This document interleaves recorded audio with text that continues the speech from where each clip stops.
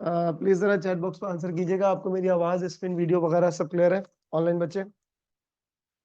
अच्छा, आज जो है ना वो हमारी सेकंड क्लास है। और जो इंट्रोडक्शन ऑडिट के हवाले से मैंने लास्ट क्लास में दिया था, मैं उसी को कंटिन्यू कर रहा हूँ।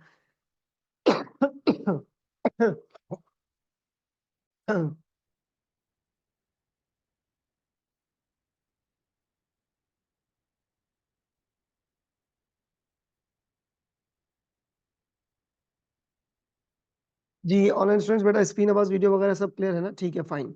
अच्छा देखो, जो हम लोग पढ़े थे, मैंने आपसे कहा था आपके 15 चैप्टर्स हैं। मैंने कोई भी इस वक्त पर्टिकुलर चैप्टर जो है ना वो स्टार्ट नहीं किया और कर भी नहीं सकते, स्पेशली ऑडिट के पेपर के अंदर। सही है। तो ये जो दो क्लासेस हमारी हैं, यानी कि कल की पहली क्लास, मतलब जो भी हमारी फर्स्ट क्लास गुजरी थी वो, और आज की सेकंड क्लास, ये है पूरा ऑडिट का ओवरव्यू। किसका ओवरव्यू है? पूरे के पूरे ऑडिट का ओवरव्यू, और आज भी वही चलेगा। मैंने लास्ट क्लास में ये चीज बताई थी। लास्ट जो हमारी क्लास गुजरी थी उसमें मैंने आप लोगों को बताया था कि ये जो आपके पास ऑडिट है, मैं उसको जरा रिकैप कर रहा हूँ क्विकली, ताकि जो है ना वो अगर किसी की क्लास मिस हुई होगी तो वो हो जाएगा यहाँ पे कॉम्पनसेट।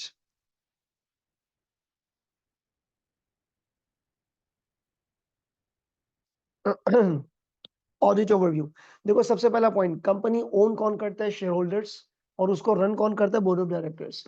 तो बोर्ड ऑफ डायरेक्टर 1 साल बाद फाइनेंशियल स्टेटमेंट प्रोड्यूस करते हैं, और उस फाइनेंशियल स्टेटमेंट्स में मिस स्टेटमेंट्स हो सकती हैं। क्या हो सकती है?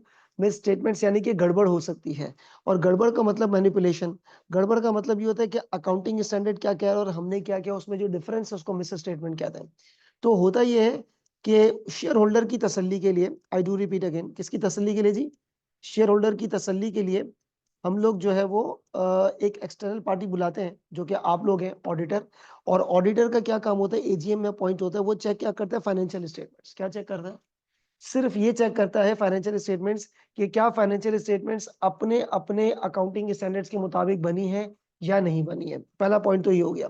अच्छा, फाइनेंशियल स्टेटमेंट्स प्रिपेयर होती है आईएएस आईएफआरएस के जरिए से, और ऑडिट किससे होता है? ISAs, international standards on auditing. Auditor, ये मैं सिर्फ पिछला काम रिपीट कर रहा हूँ, कुछ नया नहीं पढ़ा रहा। ऑडिटर सैंपल बेस पे मटेरियल ट्रांजैक्शन चेक करता है। What do mean by the term sample base? देखिए, फाइनेंशियल स्टेटमेंट्स में बहुत ज्यादा ट्रांजैक्शंस होती है। तो ऑडिटर एक एक ट्रांजैक्शन को चेक नहीं करेगा। ऑडिटर क्या करेगा? सैंपल, यानी कि चेक सब आइटम करनी है, receivable, payable, cash and bank, लेकिन हर एक एक आइटम में से क्या पिक करना है? सैंपल पिक करना है। अब सैंपल का एक असूल ये बनता है कि बड़ी अमाउंट की ट्रांजैक्शन पिक करें, नहीं कि मटीरियलिटी। तो ये जरा पॉइंट पढ़िएगा प्लीज, कि ऑडिटर ना एक लेवल डिसाइड करता है जिसको आप कहते हो मटीरियलिटी लेवल। क्या बोलोगे? मटीरियलिटी लेवल का मतलब ये हो जाता है, मिसाल के तौर पे मैं कह रहा हूँ 1 लाख रुपए। क्या कहा मैंने? इसका मतलब अगर फाइनेंशियल स्टेटमेंट्स में 1 लाख रुपए से कम की गलती है, किससे कम की गलती, तो ऑडिटर उसको क्या करेगा? इग्नोर करेगा। और अगर 1 लाख रुपए से ज्यादा की गलती, तो फिर क्या करेगा? उसको आपने छोड़ना नहीं, उसके खिलाफ आपने एक्शंस लेना है। यस और नो? ये जरा पॉइंट प्लीज पढ़िएगा। ऑडिटर डिटरमिन करता है मटीरियलिटी लेवल, और नीचे लिखा है इग्नोर्स इन मटीरियल मिस स्टेटमेंट्स, यानी कि ऑडिटर सिर्फ और सिर्फ क्या चीज कंसीडर करता है? Only the material misstatement. सही जी, only the material misstatement. यहां तक बात क्लियर है? अच्छा, उसके बाद मैंने आपको पढ़ाया था ये, ऑडिटर चेक करता है फाइनेंशियल स्टेटमेंट, गारंटी नहीं देता। गारंटी का मतलब होता है लाइबिलिटी ओन करना। ऑडिटर गारंटी नहीं देता, सिर्फ और सिर्फ क्या एक्सप्रेस करता है बताइएगा? ऑडिट ओपिनियन एक्सप्रेस करता है। ऑडिटर का काम फ्रॉड को डिटेक्ट करना नहीं है। इसका काम इतना है कि जो कुछ फाइनेंशियल स्टेटमेंट्स में लिखा है वो सब सच होना चाहिए। एनीवेज, ये वाली बातें मैंने आपको बता दी थी, और ये वाली भी जरा चेक कर लें। हाँ जी, आप क्या अज्यूम करोगे? मैनेजमेंट ऑनेस्ट है, डिसऑनेस्ट है? कुछ भी अज्यूम नहीं करना। ऑडिटर शुड अज्यूम मैनेजमेंट क्या है बताइएगा? Neither honest not dishonest. Auditor should be what, यानी कि इंडिपेंडेंट माइंड सेट से रखना चाहिए। किससे रखना चाहिए? क्या मतलब है इस बात का? कि भाई आपने पहले से ना अपने दिमाग में एक, कहानी नहीं बिठानी कि हारिस सनीफ मैनेजमेंट जो है वो डिसऑनेस्ट है या वो ऑनेस्ट है। आपने एकदम न्यूट्रल माइंड रहना है, बिल्कुल ब्लैंक माइंड। ओ सॉरी, ब्लैंक माइंड का मतलब ये नहीं कि आप जाके खुद क्या कर रहे हैं। ब्लैंक मतलब मेरी मेरे हवाले से ब्लैंक रहना है, न्यूट्रल रहना है। आप बोलोगे भाई हो सकता है कि ऑनेस्ट भी है, हो सकता है डिसऑनेस्ट भी है। आपको अलर्ट रहना है, अलर्ट रहते हुए आपको चेक करके एविडेंसेस लेने हैं। चेक करके क्या लेने? अब ये देखो, यहाँ पे ये जरा पढ़िएगा, लास्ट पेज मेरे ख्याल में ये लिखा हुआ था, यही था। अब ये देखिए क्या लिखा है, आप कौन है? ऑडिटर। ऑडिटर जो भी काम करता है, ऑडिटर जो भी काम करता है उसको बोलते हैं ऑडिट प्रोसीजर्स। क्या बोलेंगे? जो ऑडिटर एक्शंस करेगा उसको बोलेंगे ऑडिट प्रोसीजर्स। सही। फिर ऑडिटर काम करने के बाद जो इंफॉर्मेशन कलेक्ट करेगा उसको क्या बोलेंगे?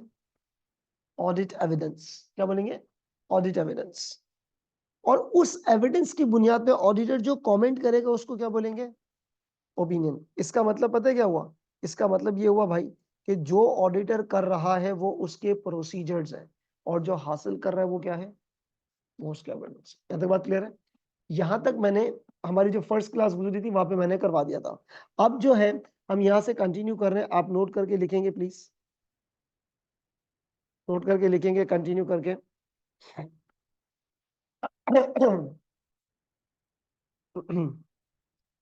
देखें, जो आपके पास क्लाइंट कंपनी है, जो क्या है आपके पास? Client company. क्लाइंट कंपनी यानी कि कोई भी XYZ कंपनी, क्या कोई भी इदारा, कोई भी ऑर्गेनाइजेशन अपनी कंपनी में कंट्रोल्स लगाते हैं? यस। क्या लगाते हैं? Internal controls. एग्जांपल, ये कैमरा लगा है, कंट्रोल है। सिक्योरिटी गार्ड्स है, वो भी कंट्रोल है। अच्छा, एक बात मैं आपको बताता चलूं, कंट्रोल्स की हमारे कोर्स में वेटेज अच्छी खासी है, पूरे के पूरे 2 चैप्टर्स हैं इसके ऊपर। ठीक है, तो अभी जो हमारी फर्स्ट और आज की क्लास, बस ये पूरी इंट्रोडक्शन की होगी। जैसे ही मेरे हवाले से मुझे पता है मैंने इतना बताना, उसके बाद क्लास फिनिश, फिर हम अगली क्लास से पर्टिकुलर चैप्टर स्टार्ट कर रहे होंगे। अच्छा, अभी जरा पॉइंट समझेगा क्या लिखा हुआ है। कोई भी इदारा है, कोई भी कंपनी है, वो अपनी कंपनी में लगाते हैं इंटरनल कंट्रोल्स। जी बताइएगा क्या लगाते हैं जी? Internal controls. अच्छा, अब ये पॉइंट जरा समझिएगा, इंटरनल कंट्रोल्स। इंटरनल कंट्रोल्स, कोई भी एग्जांपल, एक्सक्यूज मी, कोई भी एग्जांपल जरा इंटरनल कंट्रोल्स के हम लोग ले लेते हैं, रफ एग्जांपल। अच्छा, एक बात जरा समझिएगा, कंपनी के बारे में बात कर रहा हूं। कोई भी क्लाइंट कंपनी अपनी कंपनी में कंट्रोल को डिजाइन करती है पहले। क्या करती है? डिजाइन मतलब ये कि भाई हम इस रूम में आए, कैमरा वैमरा लगाया, फिट हो गया, फ्रंट पे लगा दिया, बैक पे लगा दिया कि पूरा रूम कैप्चर हो, ये आपने कंट्रोल को क्या कर दिया? डिजाइन। फिर तारे वारे जोड़ के सॉफ्टवेयर के साथ अटैच कर दिया, इसको बोलते हैं कंट्रोल की इम्प्लीमेंटेशन। क्या बोलेंगे? ऑपरेशन या इम्प्लीमेंटेशन। तो कंट्रोल डिजाइन होता है, और क्या होता है जी? ऑपरेट। और इस ऑपरेट का मतलब क्या होता है जरा बताइएगा? इम्प्लीमेंटेशन। तो कंपनी, हाँ, क्लाइंट कंपनी इंटरनल कंट्रोल्स को डिजाइन करती है और उसको क्या करती है? ऑपरेट करती है। क्या है एग्जाम्पल कंट्रोल्स की? देखिए, एग्जाम्पल कंट्रोल्स की आप जैसे लें, सीसीटीवी, हाँ, कैमरा वगैरह कंट्रोल्स हैं। सर, आपके पास किसी भी इदारे में परफॉर्मेंस को मॉनिटर रखना, परफॉर्मेंस को क्या रखना बताइएगा? मॉनिटर रखना, ये भी क्या है जी? ये भी कंट्रोल्स है। ये पता है आपको, सेग्रीगेशन ऑफ ड्यूटीज नाम की भी कोई चीज होती है? क्या बोला मैंने? एक्सेट्रा। अच्छा, what is segregation of duties? बहुत सारे कंट्रोल्स है ना, और तमाम चीजें। सेग्रीगेशन ऑफ ड्यूटीज का क्या मतलब होता है? देखिए, कंपनी के एंगल से सोचिएगा। किसके एंगल से? कंपनी के एंगल से। मैं हारिस, मैनेजमेंट हूँ, you people are the auditor, आप थोड़ा बाद में आइएगा। मेरी कंपनी में एक ही शख्स है जो कि कैश भी कलेक्ट करता है। ऑनलाइन स्टूडेंट्स, आज का काम यहाँ से स्टार्ट हुआ, जिसने भी ज्वाइन किया। मेरी कंपनी में एक पर्सन है जो कि कैश कलेक्ट करता है। क्या करता है जी? रिकॉर्डिंग भी वही करता है, महीने के बाद कैश की रिकंसिलेशन भी वही करता है। सारा काम का बर्डन किस पे डाल दिया? एक बंदे पे। क्या चांसेस है कि वो बंदा अपनी इस सारी पोजीशन का फायदा उठाते हुए फ्रॉड करे? हो सकता है ना। कैश किसके पास है? हिसाब भी किसके पास है? वो कैश भी चोरी करेगा, हिसाब भी अंडर स्टेट कर देगा, हिसाब बैलेंस हो जाएगा। या फिर एक काम करते उसको चोर नहीं बनाते, वर्कलोड की वजह से एरर हो सकता है फाइनेंशियल स्टेटमेंट्स में, हो सकता है ना। तो इसीलिए बोला जाता है आपने ड्यूटीज को क्या करना है बताइएगा? सेग्रीगेट के, कैश आप कलेक्ट करें, अकाउंटिंग आप करना, रिकंसिलिएशन आप लोग कर लेंगे। आई बात समझ में? तो कोई भी इदारा अपनी कंपनी में क्या लगाता है जरा बताइएगा? कंट्रोल्स, मैंने कंट्रोल्स की कुछ एग्जांपल दिए, आगे एक्सेट्रा लिख दिया क्योंकि कंट्रोल का पूरा एक टॉपिक है। सही है। अच्छा, ये मेरा टॉपिक नहीं था, वो अगले पेज पे जो चीज बताने की है, वो सबसे पहले उसको कॉपी कीजिएगा सारे स्टूडेंट्स।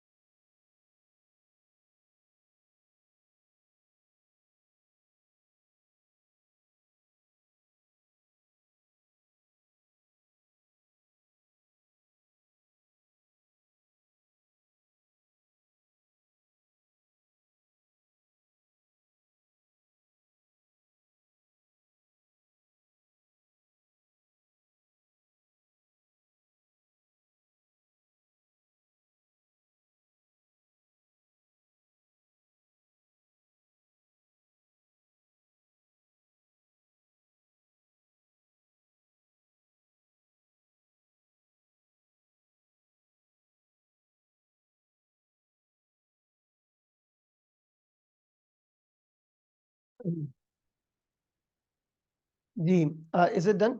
अच्छा, अब देखो कोई भी इदारा अपनी कंपनी में क्या लगाता है जरा बताइएगा। इंटरनल कंट्रोल्स लगा रहा है। क्या लगा रहा है जी? Internal controls. अब यहां से जो ना हमारी बात स्टार्ट हो रही है। देखो जो आपके पास कंट्रोल्स है ना, जो आपके पास क्या है बताइएगा, controls, internal controls. Internal controls का इम्पैक्ट आता है फाइनेंशियल स्टेटमेंट्स पे। इंटरनल कंट्रोल्स का क्या आएगा? इम्पैक्ट। इम्पैक्ट किस पर आएगा? फाइनेंशियल स्टेटमेंट्स पे। देखो ये आपके पास कंट्रोल्स है, इस कंट्रोल्स का ना इम्पैक्ट आएगा, इम्पैक्ट आएगा ऑन किसके ऊपर बताइएगा? Financial statement. कैसे? देखो किसी भी इदारे में ना कंट्रोल खराब है। मैं आपको एक छोटी सी एग्जांपल देता हूँ, उससे आप आसानी से अभी सेग्रीगेशन ऑफ ड्यूटीज की मिसाल ले लो। मेरी कंपनी में सेग्रीगेशन ऑफ ड्यूटीज नहीं है, सारा काम एक ही बंदा कर रहा है। क्या उससे फाइनेंशियल रिकॉर्ड्स में गलती के चांसेस हैं?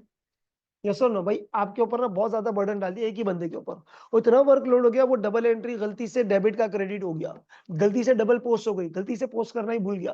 तो मुझे एक बात बताओ, कंट्रोल की खराबी की वजह से क्या खराब हो गई? Financial statement. जहां तक बात है, कंट्रोल्स का इंपैक्ट आएगा, कंट्रोल्स का क्या आएगा बताइएगा? किसके ऊपर? Financial statement. एक और मिसाल, कंट्रोल की एक और मिसाल ऐसी है। देखो एक साहब है जो पेरोल का काम मैनेज करते हैं। क्या मैनेज करते हैं जी? पेरोल का काम मैनेज करते हैं। और हमारी कंपनी में इतना लूज स्ट्रक्चर चल रहा है, वो बंदा कभी 12 बजे आता है, 5 बजे चले जाता है, कभी आता ही नहीं है, कभी ही नहीं आता, मैनेजर भी नहीं आता, कोई उसको पूछने वाला ही नहीं है सवाल। क्या कंपनी में कंट्रोल यानी कि डिसिप्लिन अच्छा है बुरा है? अच्छा है। क्या ड्यूटी उस बंदे की? पेरोल का काम। तो एक बंदा जो अपनी सीट पर ही नहीं होता और उसको कोई पूछने वाला ही नहीं है, तो हो सकता है कि payroll payroll expense debit over या अंडर स्टेट हो, चांसेस है कि नहीं है? क्या अनदर थिंग, हमने कुछ लोगों को रिस्पॉन्सिबिलिटी दी है कि वो पेरोल सॉरी पेबल के काम को हैंडल करेंगे। किस काम को? पेबल के काम को हैंडल करेंगे, परचेज, डेबिट और ये सब डे बुक्स बनाना उनका काम है।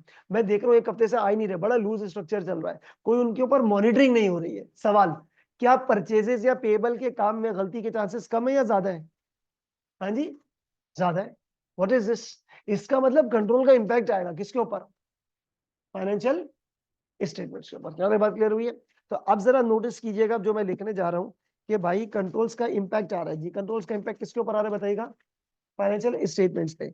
अब मैं यहां पर लिख रहा हूं कि इफ किसी भी इदारे में कंट्रोल्स आर पुअर, कंट्रोल्स बेकार है, किसी भी इदारे में कंट्रोल क्या है? पुअर। तो मुझे एक बात ये बताओ, फाइनेंशियल स्टेटमेंट्स में मिस स्टेटमेंट के चांसेस कम है या ज्यादा है? हाँ, ज्यादा है। तो इसका मतलब क्या है बेटा? आपके पास है greater chances of MM. MM means जी मटेरियल मिस स्टेटमेंट, ठीक है। Greater chances of material misstatement in the financial statements, greater chances of material misstatements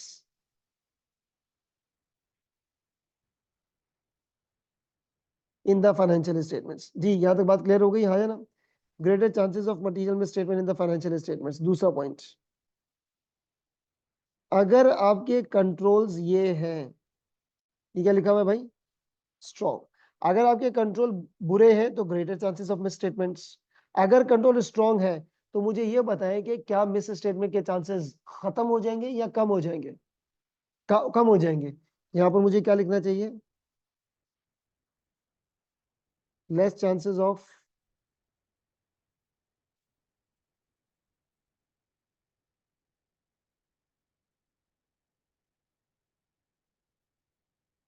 copy कीजिएगा।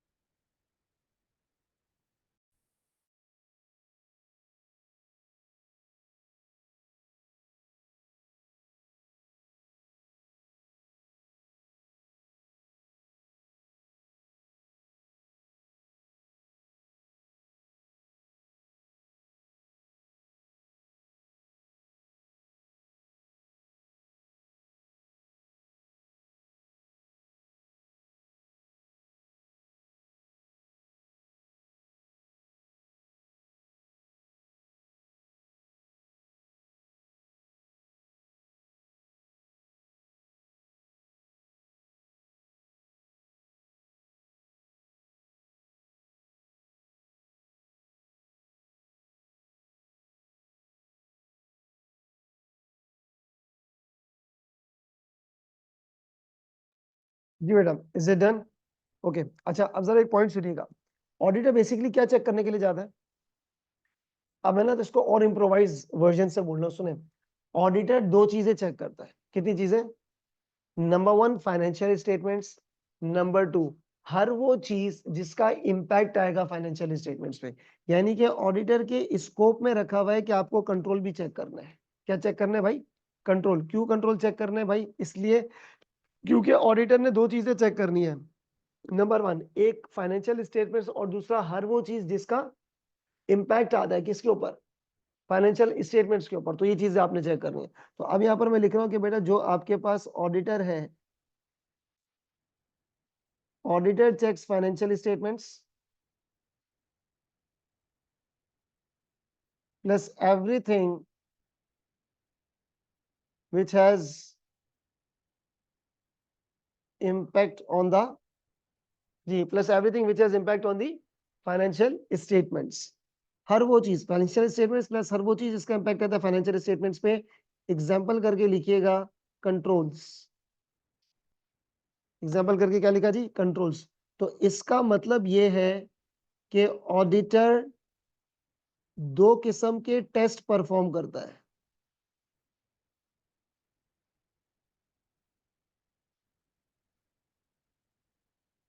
अच्छा मैं वन करके लिख रहा हूं, फर्स्ट एंड सेकंड। ऑडिटर दो किस्म के टेस्ट परफॉर्म करता है, ध्यान से सुनिएगा। कितने किस्म के बताइएगा? दो किस्म के टेस्ट परफॉर्म करता है ऑडिटर। नंबर वन होगा टेस्ट और नंबर टू भी होगा टेस्ट। ऑडिटर पहला टेस्ट पता है किसका करेगा? कंट्रोल्स का। दूसरा फाइनेंशियल स्टेटमेंट्स का। क्यों? क्योंकि सारा कंट्रोल का इंपैक्ट किसके ऊपर आता है? फाइनेंशियल स्टेटमेंट्स पे। यानी कि आपका जो एंड है, एंड रिजल्ट क्या है जरा बताइएगा? Financial statement. उसको तो चेक करना ही करना है, लेकिन उसके ऊपर छींटे इंपैक्ट किसका आ रहा है? कंट्रोल्स का। तो ऑडिटर पहले कंट्रोल को टेस्ट करता है। अच्छा ये एफएस पे इंपैक्ट आएगा और ये आईएएस के मुताबिक इंपैक्ट आएगा, तो फिर आपने सारा इंपैक्ट कंसीडर करना है, फिर एंड में फाइनेंशियल स्टेटमेंट जाकर के आपने चेक करनी है। तो ऑडिटर ने सबसे पहले दो किस्म के टेस्ट परफॉर्म करना है। एक करेगा टेस्ट ऑफ कंट्रोल्स, जिसको आप बोलोगे टीओसी। क्या बोलोगे जी? TOC, test of controls. दूसरा ऑडिटर टेस्ट करेगा test of financial statements. Test of what? Test of financial statements in detail. अच्छा इन डिटेल का मतलब ये नहीं है कि 100%। इन डिटेल का मतलब है कि आप अपना जो सैंपल साइज है वो ज्यादा करोगे। अच्छा अब जरा पॉइंट समझिएगा क्या, एक्सक्यूज मी, यहाँ पर मैं एक पॉइंट लिखने जा रहा हूँ। Test of financial statement in detail, इसको क्या बोलते हैं? आपको याद है आपने अकाउंटिंग की बेसिक प्रिंसिपल्स पढ़ी थी? मैचिंग कॉन्सेप्ट याद आ रहा है? कुछ प्रूडेंस कॉन्सेप्ट, अक्रूअल्स। उसमें से एक और कॉन्सेप्ट होता है जिसको आप कहते हो सब्सटेंस ओवर फॉर्म। क्या कहते हैं? सब्सटेंस ओवर फॉर्म का मतलब क्या होता है कि जो आपकी अकाउंटिंग है वो लीगल बेस पर नहीं चलती है, सब्सटेंस पे चल रही है। एग्जांपल, आप लीजिंग कंपनी है, कौन है? मैंने आपसे किस्तों पे लीज पे कार ली है, कोई फ्लैट लिया, कोई मशीन ली है, तो कानून की नजर में वो चीज आपकी मलकियत है, यस और नो? लेकिन आई अकाउंटिंग क्या कहते हैं कि हारिस सनीफ आप उस मशीन को यूज करके उससे बेनिफिट गेन कर रहे हैं, तो आप अपनी बुक में उसको लीज एसेट के तौर पे यूज करोगे, यस और नो? तो अकाउंटिंग किस बेस पे चलती है? सब्सटेंस पे। और उसको चेक करना सब्सटेंटिव टेस्ट कहलाता है। अगर मैं आपको ये बोलूं, अगर मैं आपको ये बोलूं कि ऑडिटर सब्सटेंटिव टेस्टिंग करता है, तो सब्सटेंटिव टेस्टिंग का मतलब ही क्या होता है? फाइनेंशियल स्टेटमेंट्स को डिटेल में टेस्ट करना। आई रिपीट, ऑडिटर कितने टेस्ट करे दोबारा बोलेगा, आंसर कीजिएगा, कितने टेस्ट कर रहे हैं? दो। पहला क्या है? क्यों? क्योंकि इंपैक्ट आता है, तो उसको टीओसी बोलेंगे। नंबर टू, फिर उसके बाद ऑडिटर क्या टेस्ट करता है? Substantive testing. सब्सटेंटिव टेस्ट का मतलब क्या होता है?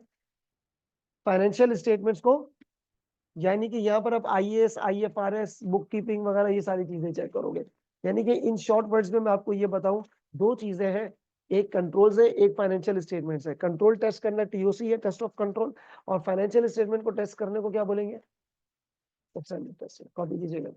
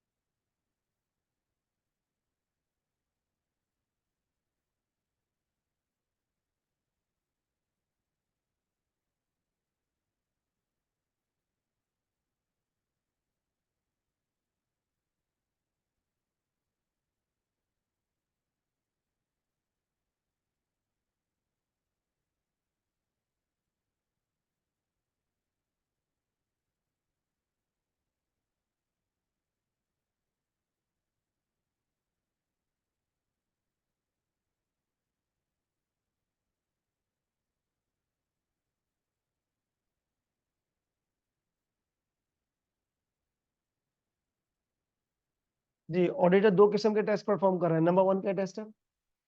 फाइनेंशियल स्टेटमेंट बाद में, पहले कंट्रोल का टेस्ट नंबर टू, और फाइनेंशियल स्टेटमेंट के टेस्ट को क्या बोलेंगे? सब्सटेंटिव। आगे बढ़े, आगे बढ़ू। अच्छा, अब जरा देखिएगा नेक्स्ट क्या है। आप नोट करके लिखें। सबसे पहले मैं यहाँ पे अज्यूम कर रहा हूं, assuming auditor had done TOC. Assuming auditor ने क्या कर लिया बताइएगा? टेस्ट ऑफ कंट्रोल कर लिया है। ऑडिटर हैड डन क्या चीज कर ली जरा बताइएगा? Test of control. मुझे एक बात बताओ, जब टेस्ट ऑफ कंट्रोल होता है, किसी भी चीज का टेस्ट होता है, तो उसका रिजल्ट आता है। क्या आता है? अभी तक आपने क्या नहीं किया जरा ये बताइएगा? सब्सटेंटिव टेस्टिंग नहीं की। क्या किया? कंट्रोल टेस्ट कर लिया। ठीक है, पूरे दो चैप्टर से अच्छा खासा डिटेल है। अभी तो मैंने आपको क्या कहा कि मैं कोई टॉपिक पढ़ा नहीं रहा, हर टॉपिक का क्या दे रहा हूँ? एक ग्लिम्स, हर टॉपिक की इंट्रोडक्शन है। सवाल, ऑडिटर, आप अज्यूम करो कि आज मंडे में आपने टीओसी कर लिया है। आपकी नजर में पता है क्या हुआ? आपने ना टेस्ट कंट्रोल कंट्रोल को टेस्ट किया। आपने एंड में कंक्लूड ये किया कि हारिस सिर्फ आपके इंटरनल कंट्रोल्स हमने टेस्ट किए हैं, बेकार कंट्रोल्स है। आपने दिमाग में ये कंक्लूड किया कि मेरी कंपनी का जो सिस्टम है, डिसिप्लिन है, कंट्रोल है, वो अच्छा नहीं है। Auditor had done TOC. तो अब कॉपी बाद में हम, इफ आउटकम्स ऑफ टीओसी, क्या लिखा बेटा मैंने? आउटकम ऑफ टीओसी इज, क्या लिखा है? पुअर। और दूसरा मैं लिख रहा हूं, if outcomes of TOC is good. If outcome of TOC is good, number one. आप मुझे बताएं, आपने कंट्रोल टेस्ट किए मेरे, आपको अच्छे नहीं लगे, तो आपके दिमाग में क्या परसेप्शन बनेगी? कि कंट्रोल बुरे हैं, तो फाइनेंशियल स्टेटमेंट्स में गड़बड़ के चांसेस ज्यादा है।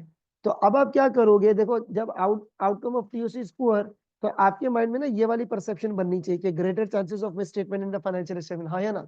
तो अब इधर देखो, अब यह देखना, अब आप अपने सब्सटेंटिव का वॉल्यूम, किसका वॉल्यूम कम करोगे ज्यादा करोगे? ज्यादा। क्यों ज्यादा? एक्सक्यूज मी, क्यों ज्यादा? क्योंकि आपके दिमाग में क्या परसेप्शन बनी है कि फाइनेंशियल स्टेटमेंट में गलती के चांसेस ज्यादा है। तो आपने सोचा था यार मैं 60% सैंपल लूंगा, अब आप 70% सैंपल ले लोगे। क्यों? क्योंकि गलती के चांसेस। तो अब आपने सब्सटेंटिव का जो वॉल्यूम है वो कम करना है, ज्यादा करना है। तो इसका मतलब फाइनेंशियल स्टेटमेंट की कितनी चीज, कितना एक्सटेंट, एक्सटेंट मतलब कितना सैंपल साइज तक आपने चेक करनी है, ये डिपेंड करेगा टीओसी के आउटकम्स के ऊपर। किसके ऊपर? क्योंकि मैं आपको एक बात बताऊं, कंट्रोल टेस्ट करने में अगर एक दिन लगता है मिसाल, तो फाइनेंशियल स्टेटमेंट को चेक करने में 10 दिन लगेंगे। क्योंकि कंट्रोल्स ना, देखो पूरे साल कंपनी में यही कैमरा लगा होगा, हाँ या ना? लेकिन पूरे साल ये सेल रूम है, यहाँ पर हम लोग सेलिंग करते हैं, ऑनलाइन सेल्स करते हैं। लेकिन पूरे साल सेल्स की हजारों एंट्रियां होंगी, यस और नो? तो कंट्रोल टेस्ट करने में टाइम कम लगेगा, ज्यादा लगेगा? कम। और फाइनेंशियल स्टेटमेंट की एंट्रियां चेक करने में टाइम ज्यादा लगेगा। और फाइनेंशियल स्टेटमेंट्स को हमने सैंपल के बेस पे ही चेक करना है। तो कितना सैंपल लेना है ये हमें कौन डिसाइड करेगा? Test of control. आई बात समझ में? बिकॉज कंट्रोल्स का इंपैक्ट आता है। तो अब मैं आता हूं यहाँ पे। जी, what if outcome of TOC is poor, तो आप मुझे एक बात बताओ, आप क्या करोगे? आप करोगे greater substantive testing, large amount of substantive test, yes और नो? अब सवाल, ग्रेटर सब्सटेंटिव टेस्टिंग, मुझे एक बात बताओ, इसका मतलब क्या है? इसका मतलब ये है कि अब आपका जो ऑडिट टीम है, आपने सोचा था कि 12 बंदे बहुत है, अब आप बोलोगे नहीं 12 नहीं 15 लोगों का काम है। टीम के साथ साथ मुझे एक बात बताओ, क्या टाइम, सैंपल, प्रोसीजर्स कम होंगे ज्यादा होंगे? ज्यादा लगेंगे, हाँ या ना? और यही चीज आप रिवर्स कर लो, कि अगर आपके पास outcome of TOC is good, बहुत अच्छे कंट्रोल्स हैं, तो सब्सटेंटिव टेस्टिंग जीरो कर दें या कम कर दें? जीरो तो नहीं करोगे ना, करने क्या गए हो फिर वहां पे, ये सुनो। तो अब आप यहाँ पे क्या करोगे बेटा, मुझे बताइएगा? Less amount of substantive testing. इसका मतलब बेटा आपके पास ये है कि यही जो आपके पास टी टी एस पी जो मैंने लिखा है, ये क्या हो जाएगा अब आपके पास? कम हो जाएगा। क्यों कम हो जाएगा? क्योंकि सर गलती के चांसेस अब कम से कम हल्का हाथ रखेंगे फाइनेंशियल स्टेटमेंट्स के ऊपर। यहाँ तक कहानी समझ में आ रही है? ठीक है, तो अब कॉपी कीजिएगा सर, और थोड़ा क्विकली।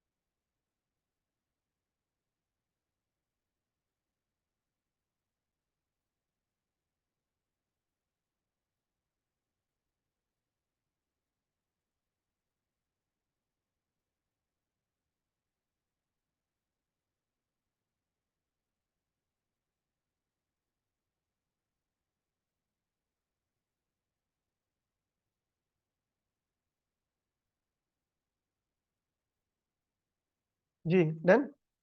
ओके। अच्छा, अब अपने पास एक हेडिंग लिखिएगा, ऑडिट प्रोसीजर्स। जी, ऑडिट प्रोसीजर्स। पहला मुझे एक बात बताएं, ऑडिट प्रोसीजर्स क्या है, जरा ये है।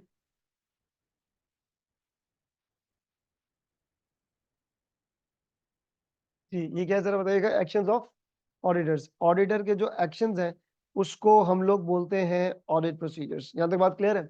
अब देखो, जो ऑडिटर करेगा वो ऑडिट प्रोसीजर्स है।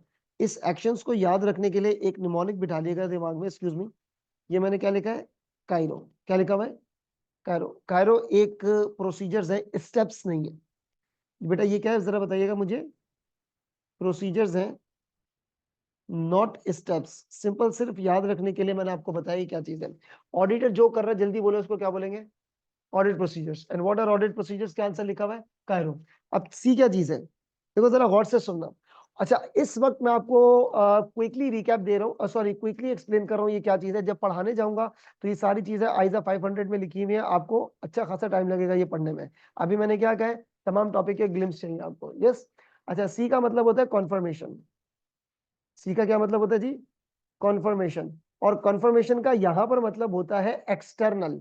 अच्छा, एक्सटर्नल से मुराद ये है, जैसे फॉर एग्जांपल आपने मुझसे पूछा, सर हारिस बैंक में पैसे कितने हैं। मैंने आपको बोला कंपनी के अकाउंट में है 2 मिलियन। आपने बोला आपका यकीन तो नहीं आ रहा। ठीक है, आपने पता क्या काम करना है, आपने बोला मैं बैंक से कंफर्म करूंगा। किससे कंफर्म करूंगा, बैंक से। कर लो कंफर्म बैंक से। तो अब इसका मतलब जो इंफॉर्मेशन की तस्दीक आपको मुझसे नहीं सेटिस्फैक्ट्री मिल रही है, आप किससे कंफर्म करोगे बताइएगा, एक्सटर्नल पार्टी से। आपने मुझसे पूछा सर हारिस आपके रिसीवेबल में मिस्टर ए नाम के कस्टमर से 2 लाख रुपए आ रहे हैं, डिटेल्स प्रोवाइड करें। मैंने आपको डिटेल्स प्रोवाइड किया, आपको शक लगा, आपने बोला नहीं यार मुझे इससे कंफर्मेशन करिए, उस सप्लायर से पूछ लो भाई। तो इस चीज को हम लोग क्या बोलेंगे, एक्सटर्नल कंफर्मेशन। प्लीज साथ साथ लिखिएगा, कंफर्मेशन का मतलब होता है confirming information from external party.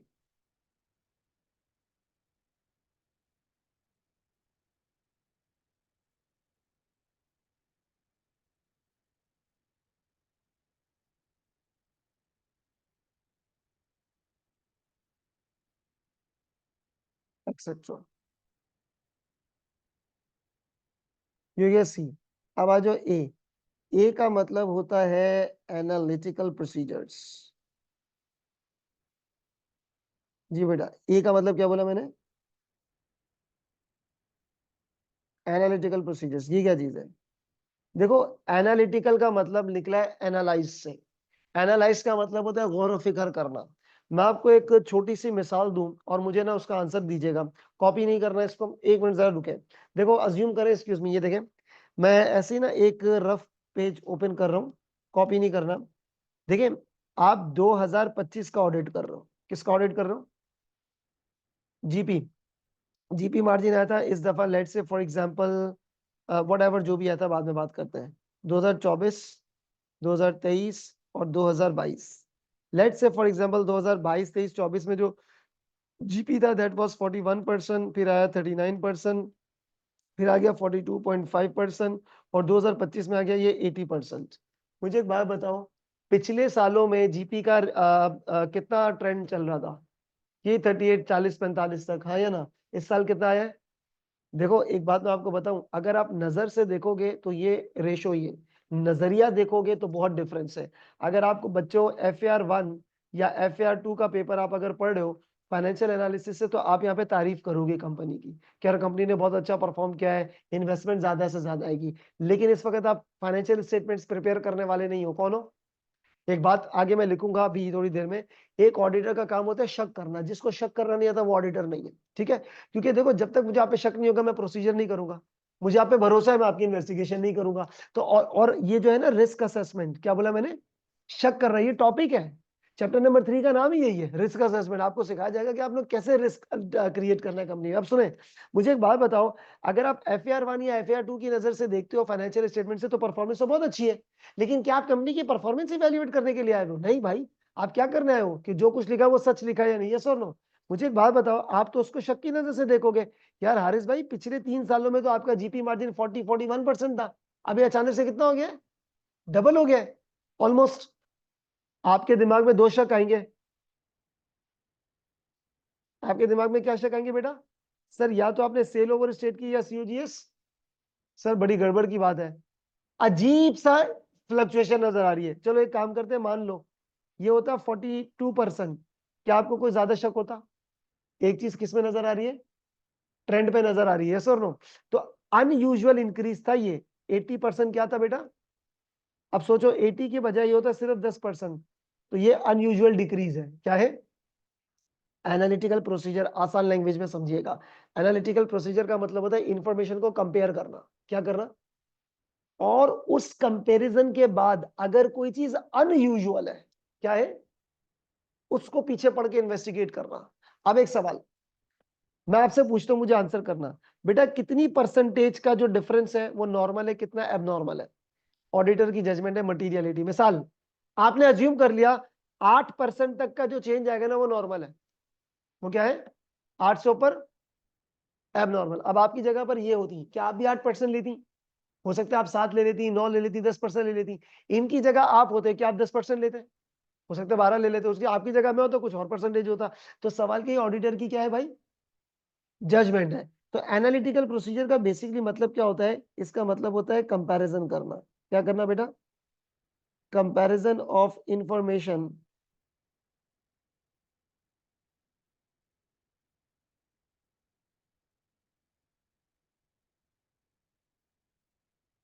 And investigate the unusual difference. And investigate what बेटा? जी, इन्वेस्टिगेट किस चीज को करना है बताइएगा? Unusual difference. प्लीज कॉपी कीजिएगा इसको। ये भी तो मैंने आपको 2 मिनट में बता दिया। आपको पता है 10 नंबर का सवाल है इसके ऊपर। कितने नंबर का? और जब पढ़ाने जाऊंगा ना सिर्फ एनालिटिकल प्रोसीजर, इसका सेपरेट आइजा है। आइजा 520, एक क्लास लग जाएगी उसको पढ़ने में ऑलमोस्ट। तो अभी मैं क्या कर रहा हूं, इतने बड़े बड़े लेक्चर्स को मैं आपको श्रिंक कर रहा हूं। मतलब आप यूं समझ ले कि अगर यही चीजें मैं एंड में बताऊं तो वो ऑडिट समरी बन जाएगी। मैं समरी को टीजर समझ के बता रहा हूं, ये सुन लो, ताकि पढ़ने से पहले आपका एटलीस्ट माइंड क्लियर हो कि आप पढ़ क्या रहे हो। जी, what is audit procedure?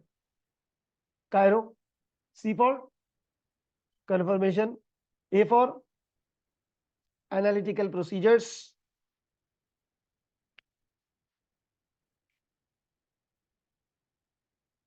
Done है? अब आ जाए आई। आई से 3 चीजें आ रही हैं। आई से बेटा आपके पास जो है ना वो 3 चीज आ रही है। आई की पावर कितनी लगाइए बेटा? 3। तो आई में आ जाए, सबसे पहला है एक आई, इसका मतलब होता है इंक्वायरी। इसका क्या मतलब होता है बेटा? इंक्वायरी। इंक्वायरी का मतलब होता है सवाल जवाब करना, Q&A सेशन। इधर देखो, इधर देखो, इधर देखो। आप कौन है जल्दी बोले? आपने मुझसे पूछा हारिस भाई बैंक में पैसे कितने हैं, ये क्या है? इंक्वायरी। मैंने आपको जवाब दिया, आपको यकीन नहीं आया, आपने उठा के बैंक से कंफर्म कर लिया, वो कंफर्मेशन है। वो क्या है? तो पहली बात तो जो इंक्वायरी है, इंक्वायरी का मतलब होता है आस्किंग क्वेश्चंस। आस्किंग व्हाट बेटा? किससे? From the client staff. ठीक है, आई फॉर इंक्वायरी। दूसरा, एक्सक्यूज मी, एक मिनट रुकिएगा, कॉपी बाद में। आपने मुझसे पूछा हारिस भाई बैंक में पैसे कितने हैं, व्हाट इज दिस? ठीक है, आपको यकीन नहीं आया, आपने बोला सर बैंक स्टेटमेंट दो। क्या दो? बैंक स्टेटमेंट एक कागज है। क्या है? आपने पूछा भाईजान ये प्रोडक्ट कितने की है, मैंने बोला 3,000 रुपए की। मान लोगे? नहीं। क्या करना होगा? सर इसकी इनवॉइस दिखाएं। इनवॉइस निकाल के दिखा दीजिए जेब से। इनवॉइस एक कागज है। यानी कि दूसरा जो प्रोसीजर बनेगा वो बनेगा आपके पास इंस्पेक्शन ऑफ डॉक्यूमेंट। क्या बनेगा बताइएगा? Inspection of document. What is inspection of document? कि ऑडिटर किसी भी किस्म के डॉक्यूमेंट को इंस्पेक्ट कर लेगा। फॉर एग्जांपल 2-4 डॉक्यूमेंट के नाम बताओ। जैसे क्या हो गया बेटा आपके पास? इनवॉइस हो गया, जीडीएन हो गई, आपके पास बैंक स्टेटमेंट हो गई, एक्सेट्रा एक्सेट्रा। ये सुनो बहुत सारे डॉक्यूमेंटेशन है। अच्छा एक और आई, एक और आई का मतलब होता है बेटा इंस्पेक्शन ऑफ, और ये बात हमने शायद लास्ट क्लास में की थी। अगर मैंने आपको बोला कि भाई इस रूम में 25 कुर्सियां पड़ी हुई हैं, तो ऑडिटर मान लेगा या उसको जाके फिजिकली चेक करना पड़ेगा? 1 2 3 4 25, मैंने बताया था रोज एंड कॉलम्स वाली चीज है, ये सुनो। 1 2 3 4 5, 1 2 3 4 5, 5:5, 25 चेयर्स। तो इसको बोलते हैं इंस्पेक्शन ऑफ एसेट्स। क्या बोलेंगे? Inspection of asset. तो देखो अब इंस्पेक्शन ऑफ एसेट में दोनों चीजें आ जाएंगी, आपके पास करंट एसेट भी आ जाएंगे और नॉन करंट एसेट भी आ जाएंगे। आई बात समझ में? तो अब देखो ये स्टेप्स नहीं है, जैसी सिचुएशन होगी वैसा प्रोसीजर अप्लाई करना पड़ेगा। ठीक है, कॉपी करें से जल्दी से I3।